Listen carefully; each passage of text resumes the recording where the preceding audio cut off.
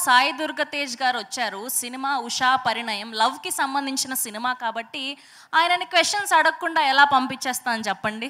ఏదో ఒకటి మధ్యలో ఇరికించడమే మన ప్లాన్ కాబట్టి. So 'Usha Parinayam love is beautiful' అన్న ట్యాగ్ లైన్‌తో వచ్చింది. సో బేసిక్‌గా మీ దృష్టిలో లవ్ అంటే ఏంటి?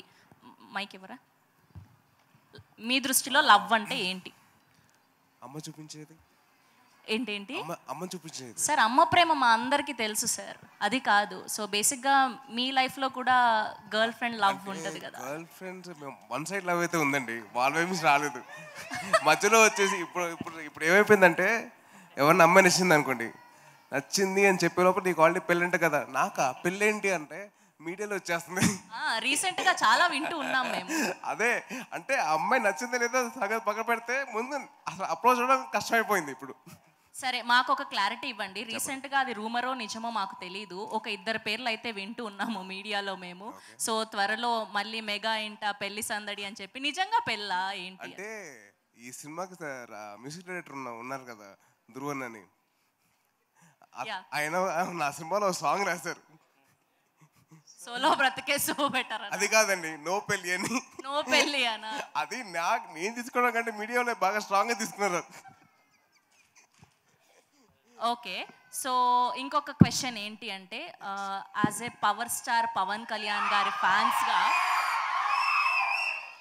మేమందరం ఒక క్వశ్చన్కి ఆన్సర్ తెలుసుకోవాలి అనుకుంటున్నాం. ఏంటి అంటే మేము ఆన్ స్క్రీన్ ఆ 4 to 5 minutes వీడియో చూసాము ఆయన గెలిచాక. సో బిహైండ్ ద సీన్ మీరు విజిల్ వేసి ఎంత ఎంజాయ్ చేశారో అంత పదింతలు మేము ఎంజాయ్ చేశాము. సో కష్టంలే ఇప్పుడు కానీ. సో బిహైండ్ ద సీన్ ఏదైనా ఒక్క మెమొరీ షేర్ చేసుకోండి మాతో, ఆ రోజు ఏం జరిగింది అని. అంటే అది ఒకటే అండి, నేను విజిల్ వేసుకుంటూ లోపలికి వెళ్ళాను, విజిల్ వేసుకుంటూ బయటకు వచ్చాను, అదొకటి మాత్రం తెలుసు అండి. చిన్న పిల్లల్లాగా గంతులు వేసుకుంటూ. అంటే సింపుల్ అండి. అంటే ఆయన ఎత్తుకున్న వీడియో బయట పెట్టారు. అదేంటంటే చిన్నప్పుడు నేను ఒక టెన్నిస్ టోర్నమెంట్లో వెళ్ళినప్పుడు ఆడినప్పుడు ఓడిపోయాను. చాలా బాధగా ఇంటికి వచ్చా. అంటే ఆయన అన్నారు, అరే ఒక్కసారి కదా నువ్వు 10 సార్లు ఓడిపోయినా పర్లేదు కానీ మంచిగా ఆడు. దాని తర్వాత సెకండ్ టైం ఆడినప్పుడు నేను గెలిచా. నన్ను ఎలాగైతే నేను ఎత్తుకుని నేను ముద్దు పెట్టానో అలాగే నన్ను ఎత్తుకొని ముద్దు పెట్టాను. So I was recreating my childhood memory. That's so lovely. And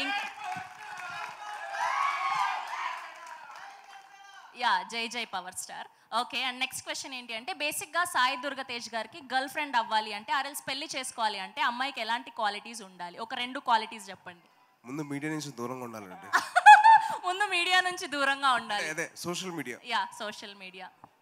okay, next ఇంకొక క్వాలిటీ. అమ్మకి నచ్చాలి. అమ్మకి నచ్చాలి చెప్పండి. అది సార్ ఇంటెన్షన్. అది ఆఫ్ కోర్స్ అమ్మకి నచ్చాలి. అది నా ఇంటెన్షన్ కూడా అదేనండి. Okay, thank you. And last question. So Vijay Bhaskar గారి సినిమాల్లో మీకు నచ్చిన సినిమా ఏంటి? ఏదైనా డైలాగ్ ఒకటి. డైలాగ్స్ గుర్తులేదు కానండి, సినిమా మటుకు చాలా ఉన్నాయండి. ఇందాక ధ్రువన్ చెప్పినట్టు నువ్వే కావాలి కానివ్వండి, నువ్వు నాకు నచ్చావు కానివ్వండి, మల్లీశ్వరి కానివ్వండి, జై చిరంజీవి ఉంది. అండ్ యాక్చువల్లీ నాకు మల్లీశ్వరిలో ఒక పర్టికులర్ పేరు ఉంటుంది, రే పెళ్లికాని ప్రసాద్ అని. అది ఇప్పుడు పెళ్లికాని తేజ్ అయిపోయింది ఇప్పుడు. అయ్యయ్యో లేదు, మేము అలా వినాలనుకోవట్లేదు. అనుకోవట్లేదండి, అయిపోయింది అలాగా. ఓకే, నాకేదో తేడా కొడుతోంది. త్వరలో మేము శుభవార్త వినబోతున్నామని. Thank you. లేదా అస్సలు కాదా? ప్లీజ్ నన్ను ట్రై చేసుకున్నాను ముందు. ఓకే, హ్యాపీగా ఉండొచ్చు. మీరు పాడు చేయకండి ప్లీజ్. తేజ్ గారి ఫ్యాన్స్ అంతా, అమ్మాయి ఫ్యాన్స్ అంతా రిలాక్స్ అవ్వచ్చు అంటున్నా. న్యూస్ లేదంట అమ్మాయి. నాకు ఎవరు లేరు ఫ్యాన్స్, ప్లీజ్ బేసిక్లీ.